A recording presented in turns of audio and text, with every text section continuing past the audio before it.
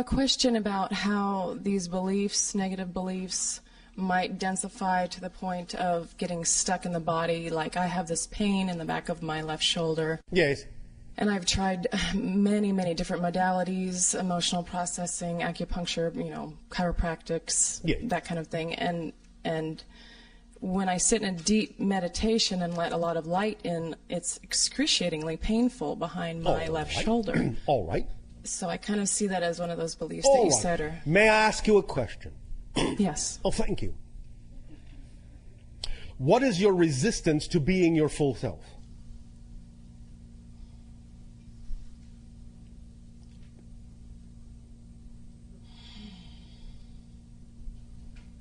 All right, I'll ask it another way. Because this often is an easier way for the human mind to wrap its mind around the idea of discovering negative beliefs. Oh, first of all, are you acting to the fullest ability you can on your highest excitement every moment? Yes. Why was there hesitation there? I mean, I have doubts that come thank in. you. Okay. So the answer is no. No. Thank you. So the question is, what is the worst possible thing you fear might happen if you did?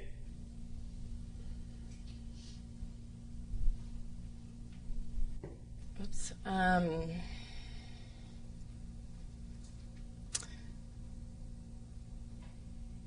I have gotten to the point of being near destitute with money. And Near destitute? Yeah, near homelessness. So are you saying that by acting on your excitement, it created the idea and the experience of being destitute? Is that what you are saying? Yes, I guess so. Do you understand that that is a fallacy? Yes. All right, explain it to us. How is it a fallacy, what you have just said? Well, acting on my highest excitement, Yes. I mean, there has to be a negative belief system in there saying Yes, because that why? I don't deserve it. Because or something why? Like that. Because why? Yes, because why? How do you know that? Because I'm not living that reality. Because if you are actually truly in your excitement, if you're actually truly in that vibration, if you're actually truly in that state of being, that state of being does not, by definition, contain an experience of destitution. Correct. That tells you you must be relying on some other frequency to create that experience.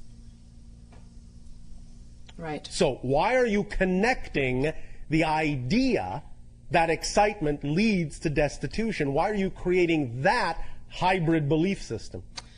I guess because my highest excitement Yes. involve things like that cost a lot of money that I don't have in the moment. So?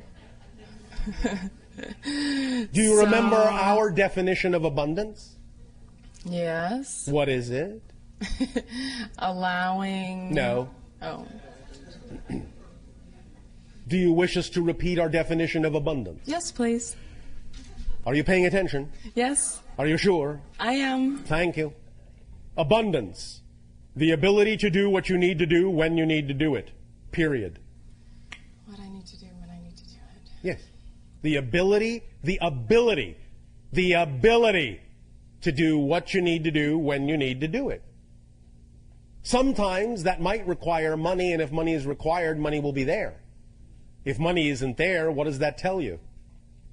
Money may not be required to give you the ability to do what you need to do when you need to do it. Now, we understand that money is one of the valid symbols of exchange and abundance on your planet, but it isn't the only one. Many times when you have been raised to believe that money is necessary to do certain things, you actually shortchange yourself by closing the doors through which other forms of abundance might actually have brought that ability to you.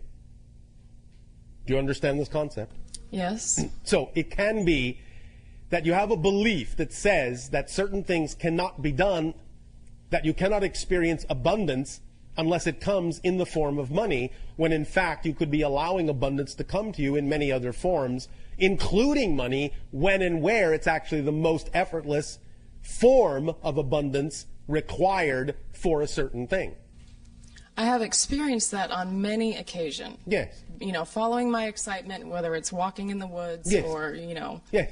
not taking a job, you know, when I'm Yes. scared that I need to or whatever. Yes, although you also want to pay attention to the fact that if you have belief systems that say that if you don't take the job, you will be destitute, that you will also create a self-fulfilling prophecy by not honoring that belief.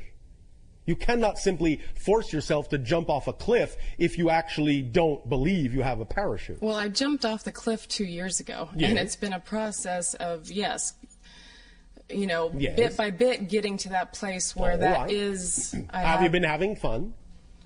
Yes, actually. All right. Yes, and a lot has manifested. You know, I've been to Peru. I've been to Hawaii. right. I've been, you know, blessed with a lot of. Did you always manifest money to allow those things to occur? No. Well, what a surprise. So the question is, can you allow the belief systems, the positive belief systems that obviously work very well in certain areas of your life, to work in other areas of your life? The belief that you are dealing with is a belief that says that while in certain areas the positive belief can work, in other areas they can't. So why is that belief within you? Why are you making a differentiation in certain areas of your life where the mechanism that works just fine in one area doesn't work in another? Why the differentiation? How are you defining those areas to be so different from the areas in which the belief works just fine? I guess. That's what you need to explore, is what we are saying. Okay, great. You're making a difference where no difference needs to be made. I see. And that's the belief you have to find.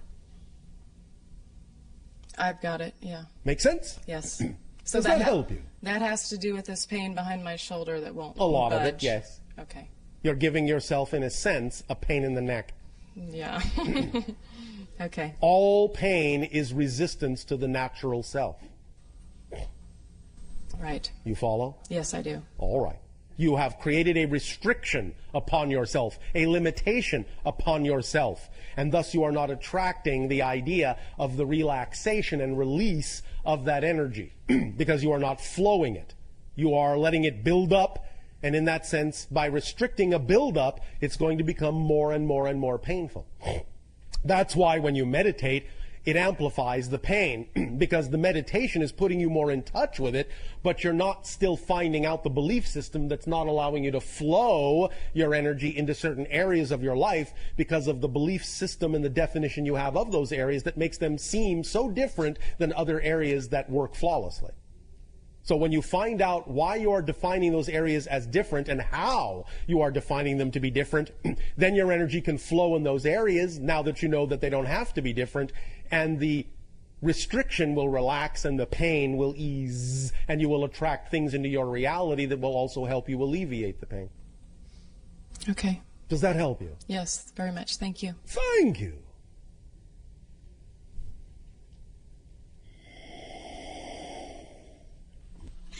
BASHAR! Hello. So, you know already that I'm Yes. excited to be here. So, a couple of general, sort of larger questions about the collective unconscious core beliefs. Yes. Well, I think it was Thoreau said the majority of men lead lives of quiet desperation. And All right. I'm just sort of wondering, as you are able to peruse the planet, Yes.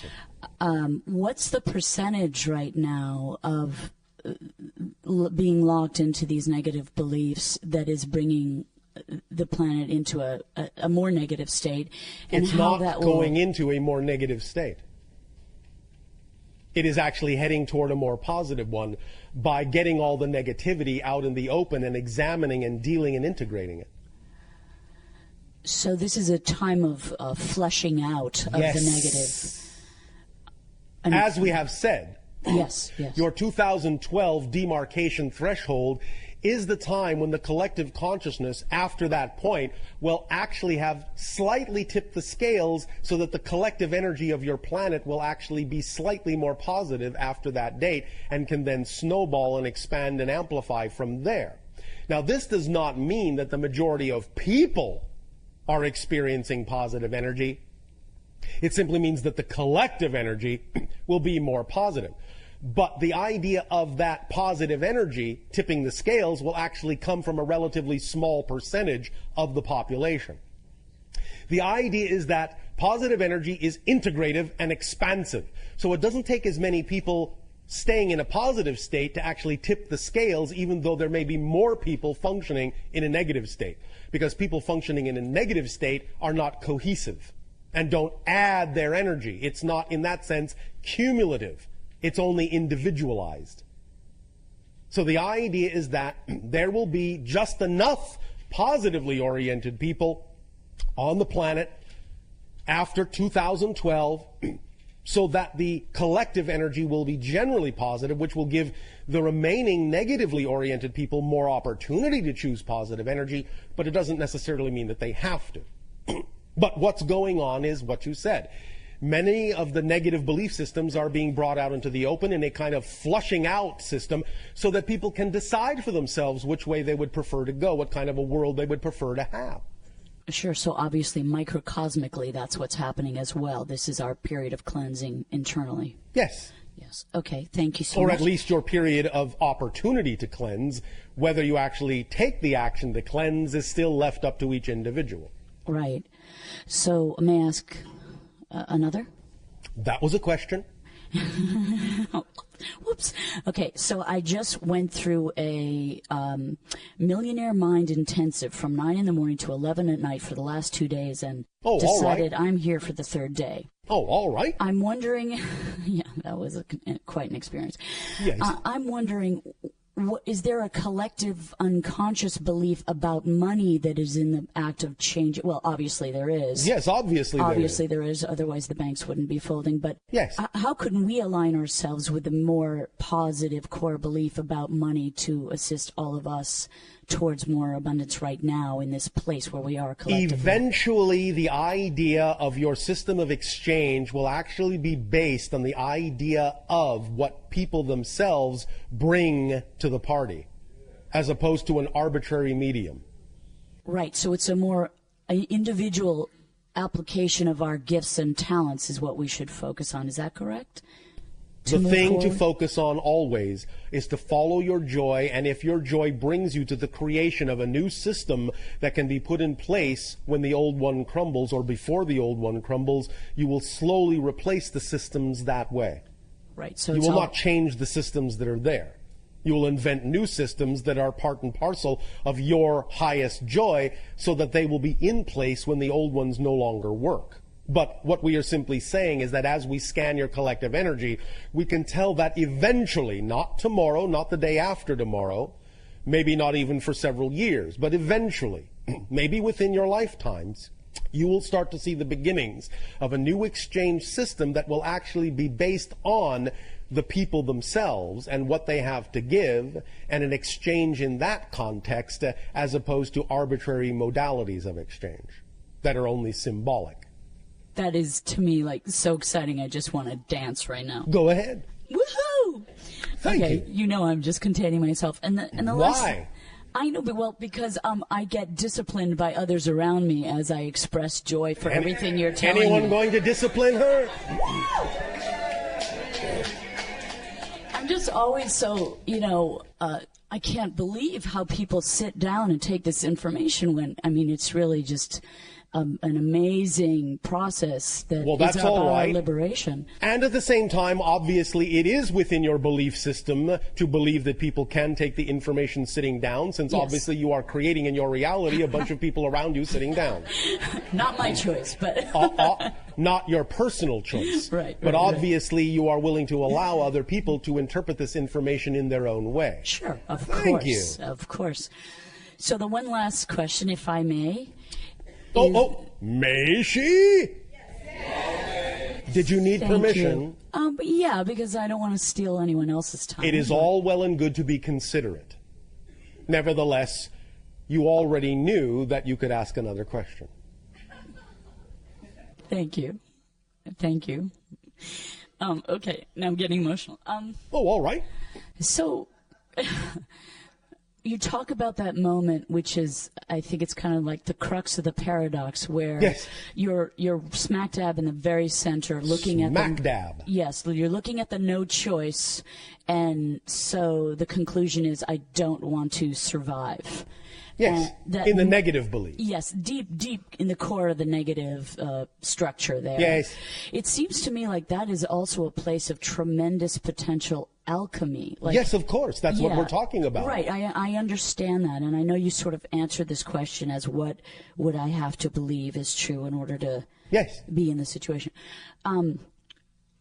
But I kind of want you to expand on that moment, that quintessential moment where you're up against the wall a tiny bit more, if that's possible.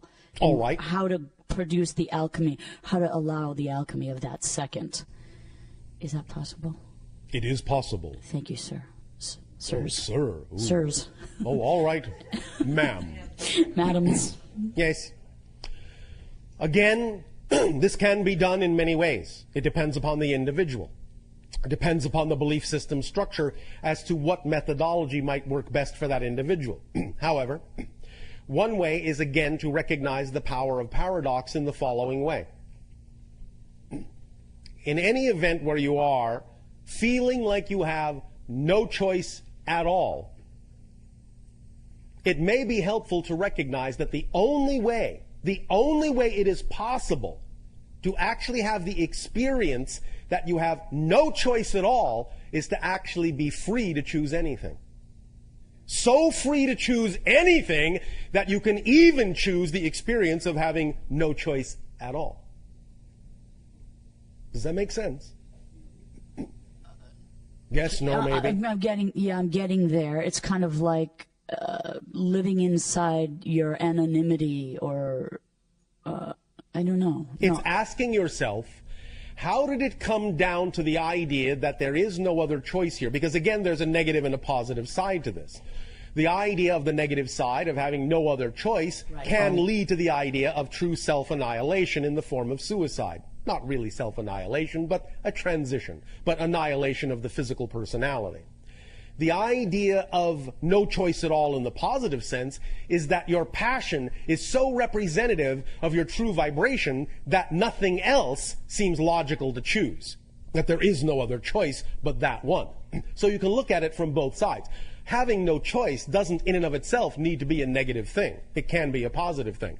So the first realization is that even the issue of having no choice can also be positive as well as negative. That can lead to the realization that if you are able, if you're capable of actually arriving at an experience where it seems like you have no choice at all in the negative sense, that the only way you could possibly be having that experience is if you had been given the choice to have that experience, which means you have other choices. Right, you have all choice, right? Yes. So that fine line is walking.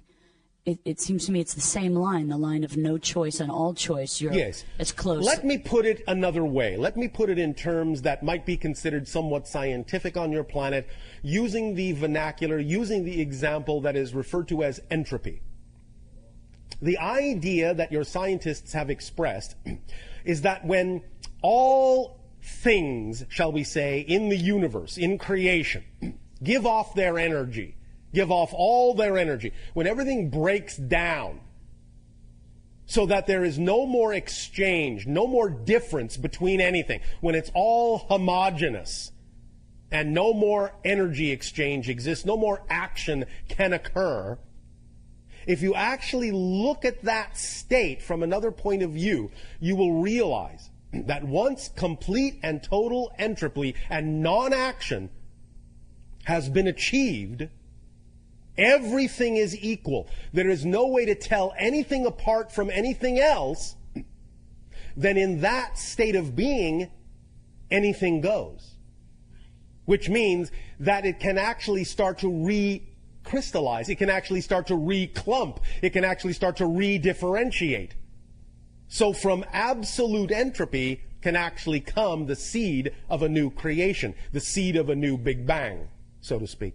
Because once you arrive at a place where everything is absolutely equalized, then anything can happen, because space and time, you don't know what direction anything is going in at all. It's all the same. So it might as well be going in any direction you prefer it to go in. And thus, by having that very thought, it brings everything into action following that thought, because that thought now is all there is for anything to take its cue from. Does that make sense?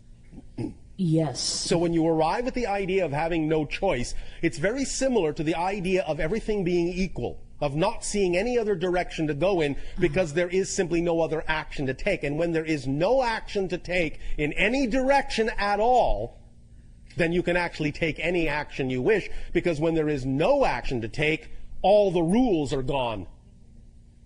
Everything is gone. There are no more limitations at all, whatsoever. So you can do anything from that point. So having no choice, paradoxically, means you have every choice. Because once you have no choice, there are no rules, there are no limitations. Is that why I personally straddle that line so much? Because I'm seeking this tremendous liberation? You are doing that particular balancing act as a exploration of a theme. Yes. Okay. Does that help you? Yes. When will it be over? Never. Why would you want it to be over? Does that mean that you are not allowing yourself to define this experience in a positive way? Because all you're actually asking is the question, when will I choose to have the experience in a positive way? When will I choose to define it in a positive way? Because when I define it in a positive way, I'll never want it to end. Yes, to live more in the infinity. Instead of walking on the line between the two. Yes. I would, is there a way to walking jump on off? The line between the two is experiencing the balance of infinity, if you define it that way. See, what we are saying is you can define it however you wish. Right. And that's what's going to determine how you're experiencing what it is you are creating. So I'm just seeing it as a negative instead of... And so you're experiencing it in a negative way. Everything is fundamentally neutral. It doesn't have built-in meaning. Right. Walking the line between the two doesn't mean anything. You decide what it means, and when you decide what it means, the meaning you give it determines the effect you experience from it. It's as simple as that. Life is meaningless. It doesn't have built-in meaning. You give it meaning. Right. Make sense? Yes. So when will you define this experience in a positive way so that you can start experiencing it in a positive way? When? I'm asking the same question. Is the key... Is the answer now? If you give it to me. The answer is now if you want it. I want it. But I can't give it to you if you won't take it. I will take it gladly. Then why will you take it from me and not from yourself? I get confused about finding my way to it. I think There is no way to find. Right. Maybe that's part of the difficulty, is that you have created a definition that says there is some kind of intricate path or search that must be done in order to find it, instead of recognizing that it's simply right here and right now. What do you think? So I'm good to go, is what you're saying. You are good to go if you believe you're good to go. Right. But don't take my word for it. Take your word for it. Again, I remind you all of a little secret. When you speak to us, you are speaking to your higher self, but allowing us to disguise your higher self in our personality template. But you're speaking to your higher self. So when we say, yes, you have it, go, you're telling yourself that. You understand? Yes. Now, are you willing to trust yourself? Big hesitation. Here, wait, let me... She doesn't have to say yes. She can say no. That's the sound of my fingertips on the notepad, just trying to figure out whether I can trust myself. All right. Why wouldn't you trust your higher self? Has your higher self ever led you to a place that you couldn't trust, that you didn't enjoy? No, my higher self is really fantastic. Then who is leading you to places you don't enjoy? That other one. Yes, that physical persona that is full of negative beliefs. Yes. And so wow. if your physical persona full of negative beliefs is leading you to places you don't enjoy, why do you keep following it? I don't know. Yes, you do. I do? Yes. You obviously have a belief that says you must follow it. So find out what that belief is, and when you identify that belief, you won't follow it to those places anymore. Right. I know what you said is true. Well, then. But I don't know what it is. But you will when you discover, when you explore, when you investigate what you would have to believe is true in order to be motivated to follow your negative beliefs to a place of discomfort. Right. You still have to do that exploration and find out what that belief is that you've attached to your motivational mechanism that motivates you to follow your negative self. I was under the belief that that's all I'm doing is that work, but I'm not. You can learn what you need to learn in any way you wish to. The idea of, shall we say, believing in karma is the realization that karma is self-imposed. Thus, then, once you understand karma is self-imposed, you have no karma anymore. So if you realize that you are simply imposing this methodology on yourself, and realize that there are other ways in which you could learn the same lessons, by all means, choose other ways. Yes? Yes. Thank you. Thank you very much, and everyone, too. You are welcome. Thank you, Bashar. For these brief moments before your nutritional break, all of you become very relaxed.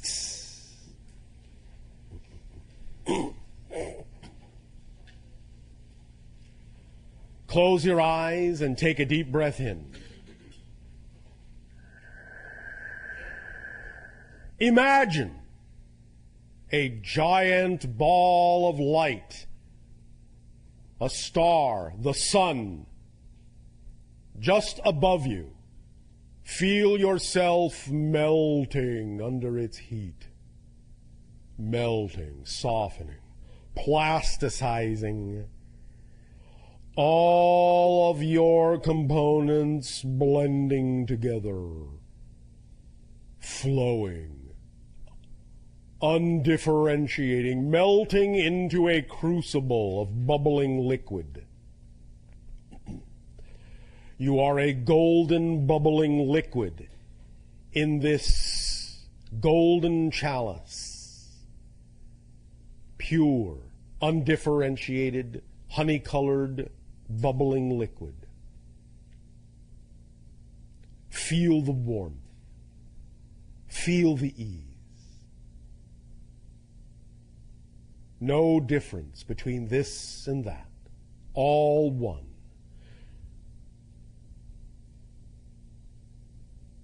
Bubbling, bubbling, bubbling.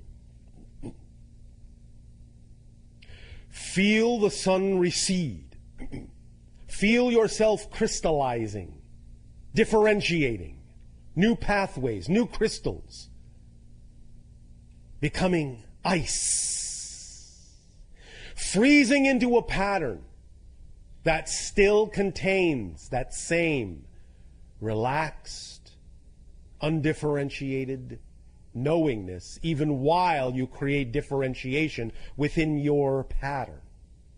But every crystal is imbued with the same knowledge, the same understanding, that all have access to the same energy. All are one, and the one is all.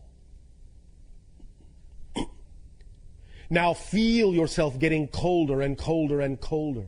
Feel yourself, this ice crystal in the blackness of space, crystallizing, crystallizing, crystallizing until you crack and shatter into 1,000 shards and go floating off in zero gravity in all different directions, glistening in the distant starlight, little pinpoints of ice crystal light floating off, floating off, floating off, until your crystals are evenly dispersed throughout the totality of the emptiness, of the blackness, of the void. And there is nothing but your crystals everywhere, equidistant, glistening, glistening, glistening. And then the light goes out. And then you suddenly awaken to the fact that you are a body in a world once again. Awakening from this dream, this expansive idea, this expansive reality is contained within you. In every cell, in every atom, in every subatomic particle. Breathe in the knowingness. Breathe it in, breathe it in, breathe it in. And as you exhale, exhale with certainty that you are not the same person that was here a moment ago.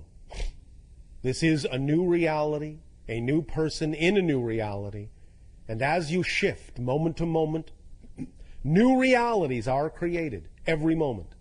And it is always your choice to draw from that certainty, that knowingness, that interconnectedness of all things to create whatever reality you prefer, whatever belief you wish. Breathe it in. Moment to moment, every breath is a new universe, a new reality, moment to moment. Recognize the difference. Create the difference between the realities. The more degree of difference you design, the more you will know that you are changing your reality every moment. The only reason you don't know that now is because every reality you create is so similar to the last one. The more difference you allow in each new reality, the more you will know and experience the truth that manifestation is instantaneous, that creation of new realities is immediate, and always has been, and always will be. But you will be able to see that, you will be able to make that experience and that instantaneity visible by creating a greater degree of difference with each new reality creation that comes with every moment. Be free to be you. You will attract what you need. Take a deep breath in. Hold it. Hold it. Hold it. And blow it out.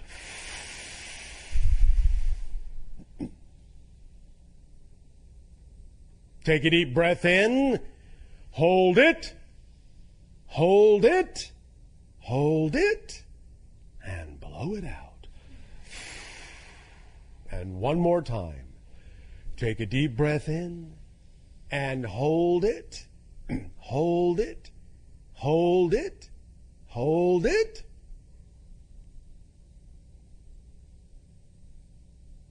Well, what are you waiting for? Let it out. You need no one's permission to breathe. Open your eyes.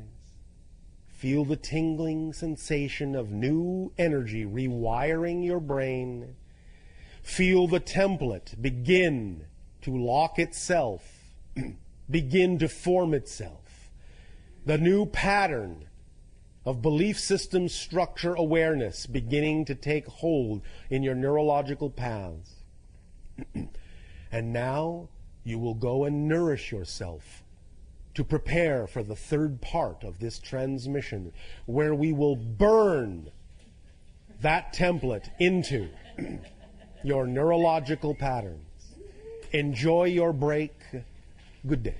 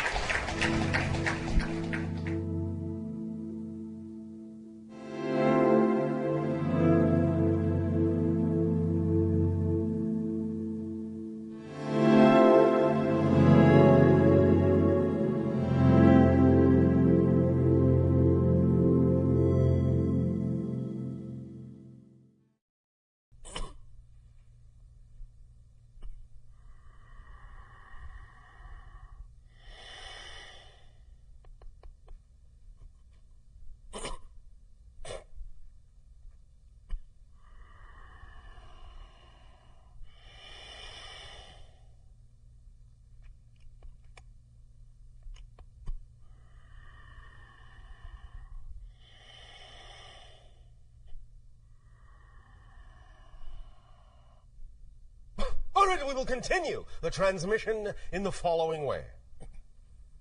Allow us to briefly recap. You have your 15-minute time span, which is the time in which, generally speaking, the neurological pathways go from plasticity to hardwiring themselves with a new idea.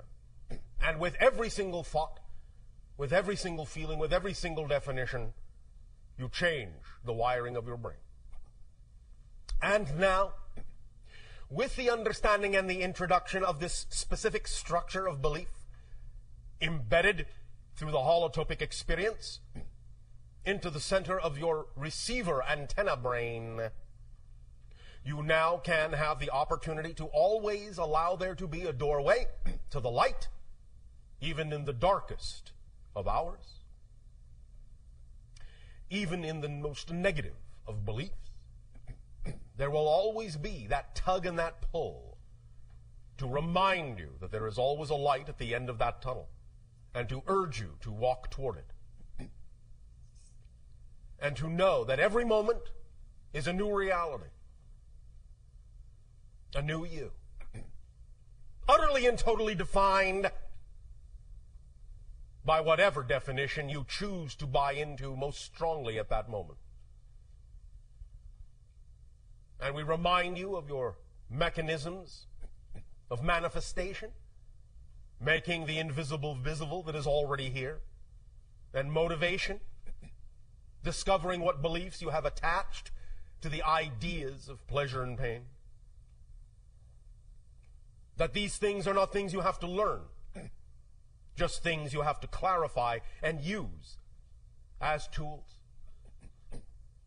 With your permission slips, you are now more capable, because you are new people, more capable than those people that were here a moment ago, more different, more clearly aligned, more clearly defined with the higher mind in concert with the physical mind than the people that were here before.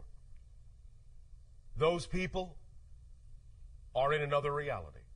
It still exists, but they are not you and you are not them. You are now who you define yourselves to be. Feel the difference in greater ways every day, and you will see and experience the immediateness of the shift from reality to reality by simply creating greater difference between them. Because there is already a total change with every change.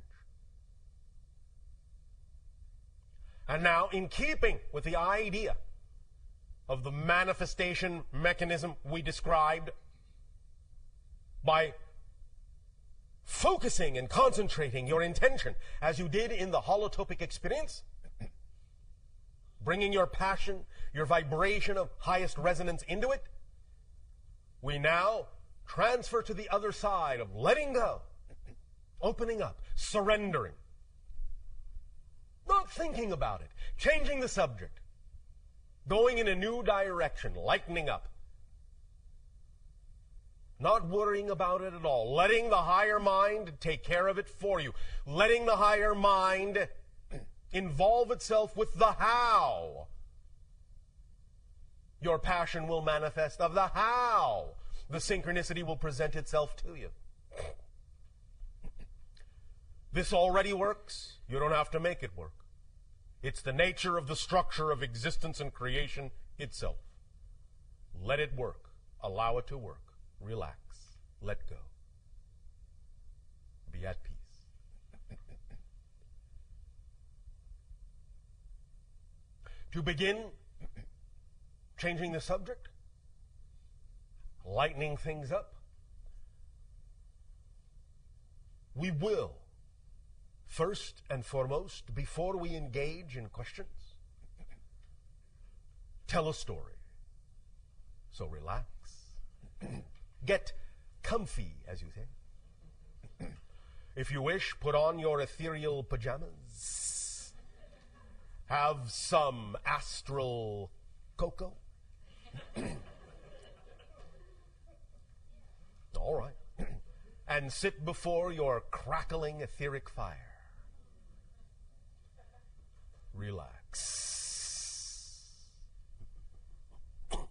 Once upon a time, on my world, when I was first training to become a contact specialist, my father and my mother brought me before a group of very experienced contact specialists, 10 in all. They related to me, each and every one in his or her turn, their stories of their first contacts with other civilizations and what they learned from the experience, what they gained, how they grew, how differently they perceived the idea of creation by having experienced another facet of creation through the auspices of a completely different civilization, and how that reflected upon us and how we could look at ourselves in different ways. Throughout the course of a day, they related their stories to me and also to my counterpart, who many of you know as Anima. And as together she and I sat and listened and absorbed and imagined and visualized the scenarios that they were painting in our minds, bit by bit we realized they were also not only just telling stories, but handing over their experience energetically, allowing us to literally live emotionally, vibrationally, mentally, through those experiences, allowing us literally to taste, hear, see, touch, feel every sensation that they had experienced in those first contacts with other civilizations, priming us for the new civilizations we would encounter, such as your own. So that by the time it came time to encounter you, we would have a wealth of experience and knowledge to draw upon, to aid and assist you, and also to allow our interaction with you to aid and assist us in seeing ourselves relative to all the other civilizations, all the other facets of the multidimensional crystal of all that is, and giving us a deeper appreciation of our connection, of our relationship as family within creation, as parts of the all that is, as parts of the one, as expressions and reflections of each other. And at the end of that day, after we had absorbed those experiences in that way, we were then allowed to be by ourselves momentarily, alone. They all left, bid us, as you say, farewell, went on their way. Anima and I were simply by ourselves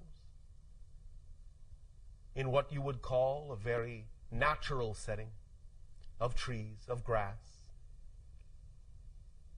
And as we allowed ourselves to simply remain there quietly, absorbing all that we had learned,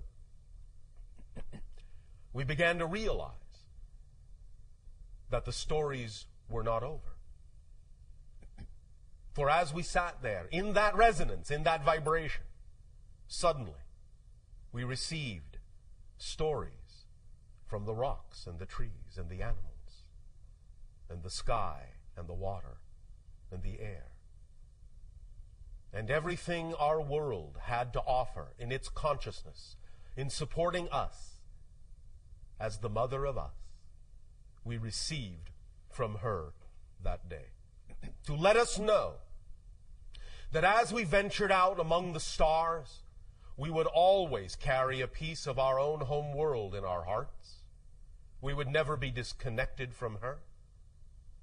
And that as we make contact with other worlds, other beautiful gems in space such as yours, not only is it our personage that we present to you, but the entirety of the consciousness of our world, not just the people, but the planet and everything upon it, and everything within it, and everything that it is. So that our worlds are also communing vibrationally as we speak to you as people our respective planets are also speaking to each other through the timeless void of space and time. This communication is taking place on many levels, all at once, all now, and that is what we learned that day. So be it. Kenneth. Yes. Would you like to share your questions now? Yes.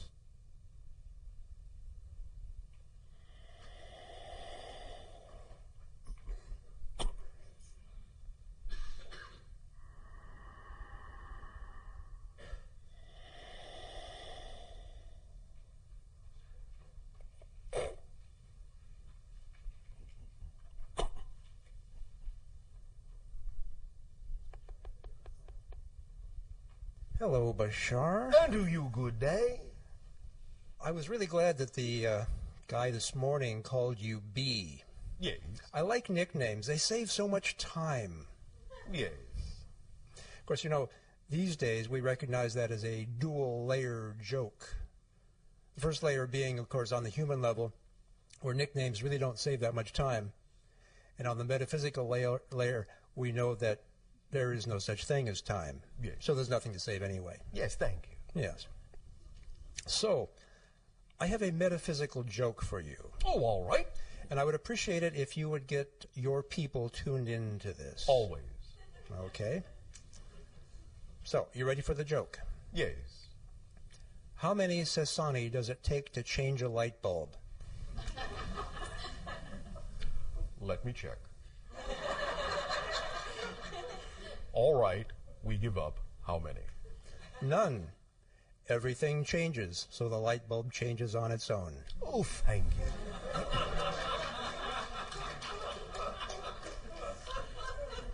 Thank you also for participating in lightening up the energy so that it is easier for individuals to let go and surrender. Thank you. I appreciate your acknowledging that. At a previous channeling session, I say previous in quotes since it's all happening now anyway. Thank you. You talked about the games that you guys play on your world. Yes. And so I have a question about games. You say that your people are on average about 5 of our feet tall. Yes. So does that mean your basketball hoops are proportionately lower?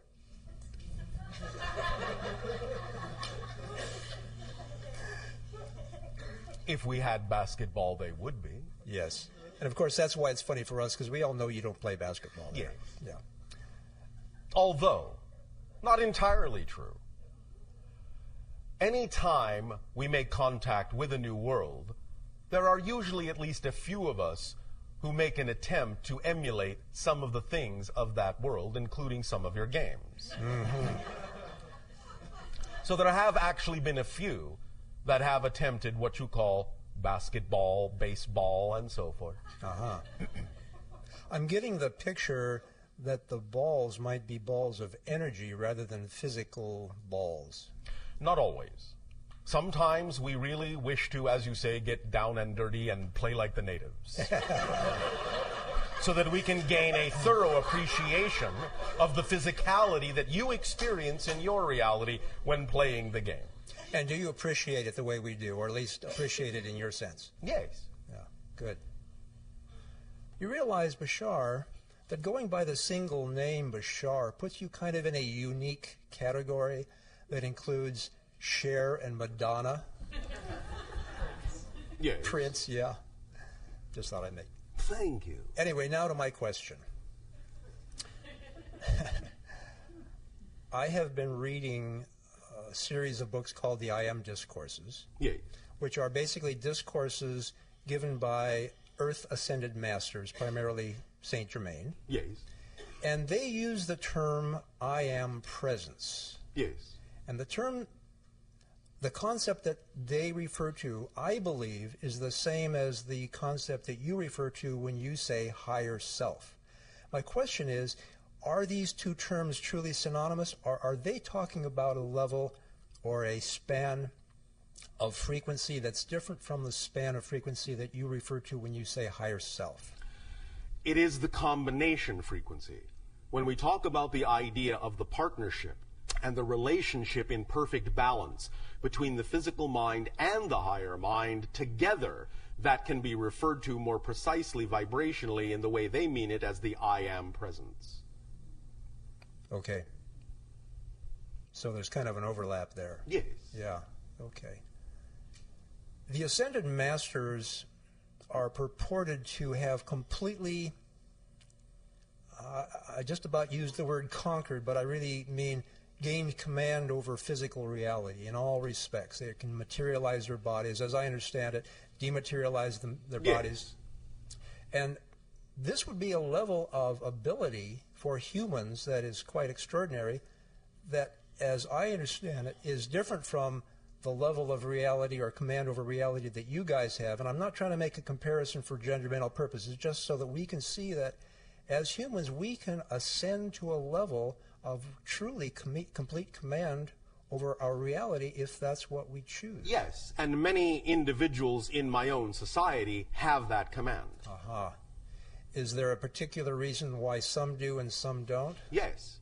It depends on the path they have chosen, what it is they are teaching, what it is they have to reflect, and also to some degree the idea of what many individuals choose to do with remaining in certain levels that make it more conducive for them to interact with other beings of similar level. Mm-hmm. So what is it that they are communicating by understanding and having this command of reality that someone who doesn't have that command is not communicating? First of all, they are, as a vanguard in a sense, communicating to the entire society and constantly reflecting to them openly the potential that exists in all, so that we never forget that by having examples around us all the time. Which is what our Ascended Masters do as well. Yes. Cool. Okay. There's Bashar? that temperature again. Yeah. That's the end of my questions. Bashar, get out of my way. I'm coming through. Shivai. Shivai to you. Thank you, K. Welcome, B.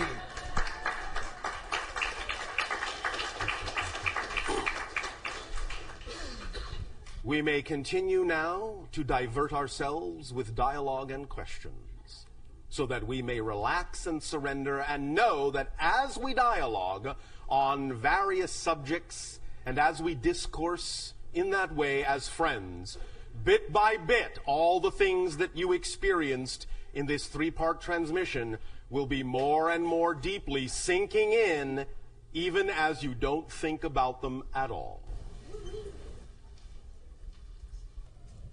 Hello, Bashar. And to you, good day. I just want to thank you so much. One moment. All right. I wanted to thank you so much. I saw you probably a year and a half ago at the quantum physics workshop that you did, and my life has just been a series of miracles and synchronistic events, and it's been so much fun. And well, thank you for creating your life to be that. Thank you. At that workshop, you had mentioned that there was these ships in the sky. They were stars. They would look like stars. They were blue and red and white, and they would strobe. And you said that those were the motherships, and I was incredibly excited to spot them, and I did. And I see them all the time, and I wanted to ask you if those, other people tell me, like, they're just stars. That's what stars do. They strobe like that. And sometimes that is what they are. Okay. Sometimes, if you are able to pierce into other dimensional frequencies, you can see that there are other things there. It is simply a matter of having discernment to tell the difference. Okay. A year ago at the Burning Man Festival, yes. I would say my highest excitement at that time was to make contact with a UFO. And I meditated on it for several months before I went to the festival. And when I got there, I saw stars flying in the sky. And so did several of my friends. And it was really exciting. And then one particular night, it seemed as if the planet Jupiter flew across the sky. No. And there were several of us who obviously it wasn't the planet Jupiter. It was something else. It looked like maybe it was parked in front of Jupiter, but definitely a very bright object that was pretending to be Jupiter that evening, flew very dramatically across the sky, and about 10 of my friends saw it, and it was incredibly exciting. And I don't know what to make of that. What do you need to make of it? I'm curious from your perspective what it was that we actually saw and how it manifested itself in that manner. There will always be, in a sense, observations made and observations allowed to test the level of ability that you have as beings to pierce the veil into other dimensional frequencies and see things that otherwise you would not be capable of perceiving. So many of these are simply, in that sense, barometers to allow us to know and others to know what level of frequency you happen to be operating at in that particular scenario, so that we can, in that sense, gauge and understand what different scenarios allow you to do as permission slips to take yourself to different levels, and what, by taking yourself to those different levels, you are capable of perceiving. Okay. For we will know when you can see us, and we will know when you cannot. Interesting. And that will go into a large pool of understanding and knowledge about how ready your species and your planet is for further contact. Okay. All right? Yes. So you can make that of it if you wish.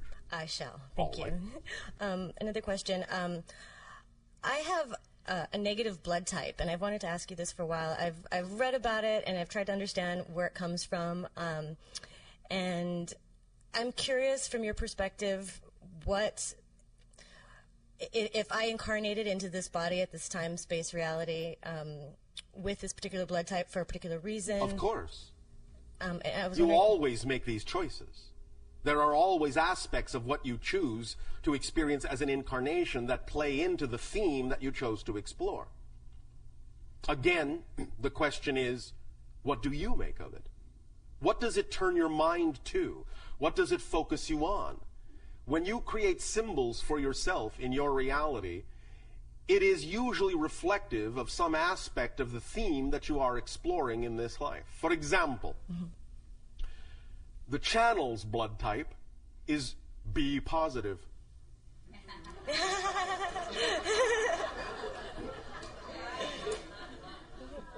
Catch my drift?